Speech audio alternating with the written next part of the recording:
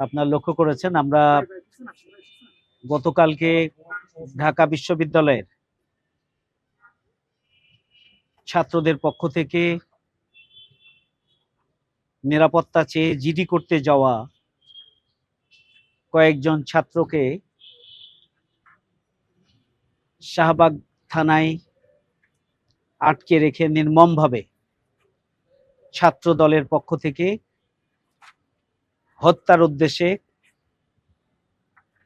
বারবার হামলা করার প্রেক্ষিতে যে উদ্ভূত পরিস্থিতি তৈরি হয়েছিল, সেই পরিস্থিতি সম্পর্কে ইতিমধ্যে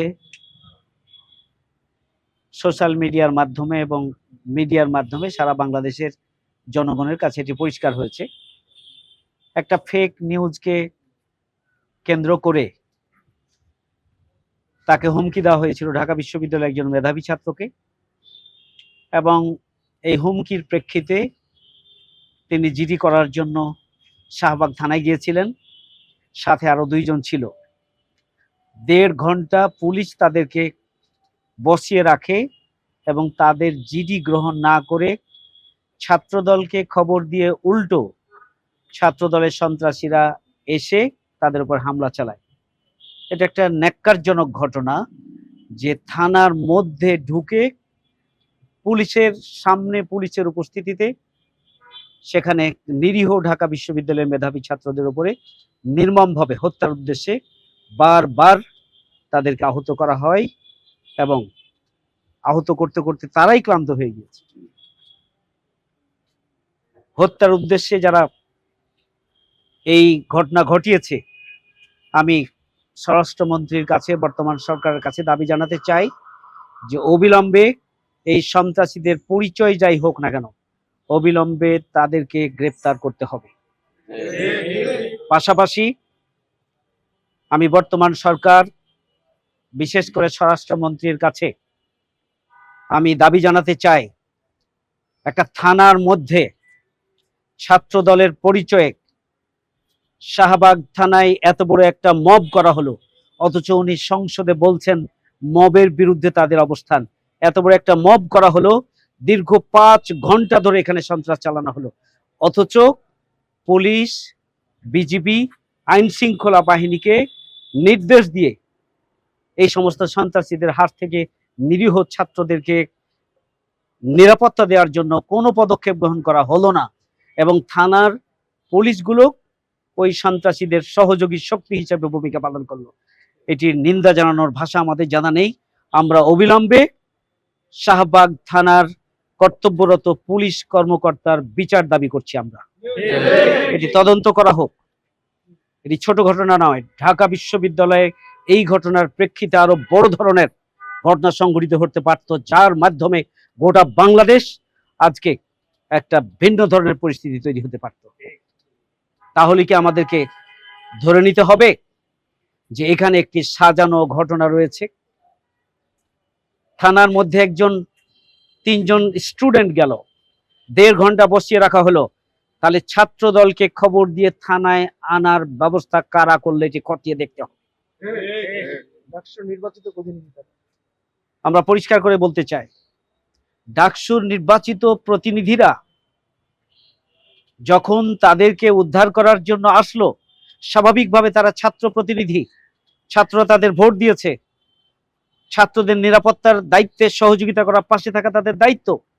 শাহবাগ থানায় যখন নির্বাচিত প্রতিনিধিরা আসলো, তখন নির্মমভাবে পিটিয়ে তাদেরকে হত্যার উদ্দেশ্যে তাদের উপরে আঘাতের পর আঘাত পরিচালনা করা হলো এবং বারবার আঘাত করেছে। আমি আজকে তাদের কাছে শুনছিলাম একের পর এক আঘাত, এবং এখানে একটি নাটক মঞ্চস্থ হতে দেখেছি আমরা, যে ছাত্র দলের একজন নেতার পক্ষ থেকে তাদেরকে নিবারণ করার জন্য চেষ্টা করা হয়, আবার আরেকজনের পক্ষ থেকে তাদের উপরে হামলা চালানোর জন্য নির্দেশ দেওয়া হয়। তাহলে এখানে একদিকে হামলা চালানো, একদিকে এই হামলা বন্ধ করার জন্য চেষ্টা, সবটা মিলিয়ে এখানে একটা নাটক মঞ্চস্থ করা হয়েছে। এখানে সাংবাদিক প্রায় 10 থেকে 12 জন সাংবাদিকের উপর এখানে হামলা চালানো হয়েছে, তাদের ক্যামেরা ভেঙে দেওয়া হয়েছে, তাদের মোবাইল কেড়ে নেওয়া হয়েছে।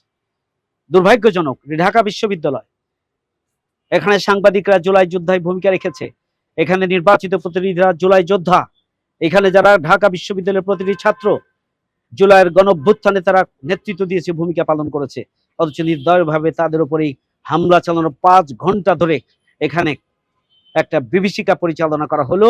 অথচ ঢাকা বিশ্ববিদ্যালয়ের ভাইস চ্যান্সেলর, প্রভোস্ট, প্রক্টর এবং বিশ্ববিদ্যালয়ের কোন কর্তৃপক্ষ শাহবাগ থানায় এসে এই নির্যাতিত ছাত্রদেরকে উদ্ধার করার জন্য কোনো পদক্ষেপ গ্রহণ করলো না।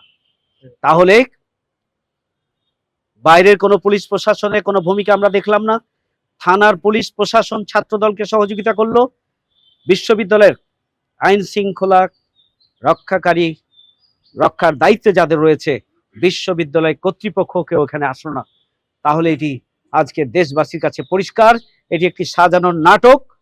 এখানে নিরীহ ছাত্রদের উপরে হামলা করে, বিশ্ববিদ্যালয়ের নির্বাচিত ছাত্র প্রতিনিধিদের উপরে হামলা করে, সাংবাদিকদের উপরে হামলা করে মূলত তারা চেয়েছিল ঢাকা বিশ্ববিদ্যালয়কে অস্থির করে এই বিশ্ববিদ্যালয়ে একটা সংঘাত তৈরি করে গোটা বাংলাদেশকে একটা বিভীষিকাময় পরিস্থিতির দিকে ঠেলে দেওয়ার জন্য তারা চক্রান্ত এবং ষড়যন্ত্র করেছিল। ঢাকা বিশ্ববিদ্যালয়ের সাধারণ ছাত্ররা গতকালকে ধৈর্য ধারণ করেছে, কিন্তু আমি পরিষ্কার করে বলতে চাই, যদি তার বিচার না হয় তাহলে ঢাকা বিশ্ববিদ্যালয়ের মধ্যে এটি এই 4 দেওয়ালের মধ্যে থাকবে না। সাধারণ ছাত্ররা গোটা বাংলাদেশে আন্দোলন গড়ে তুলবে, এদেশের জনগণ এটির জবাব দিবে ইনশাআল্লাহ। আমরা সাধারণ ছাত্রদেরকে বলবো যে আমরা নতুন কোনো ফ্যাসিবাদী শক্তির উত্থান আমরা দেখতে চাই না।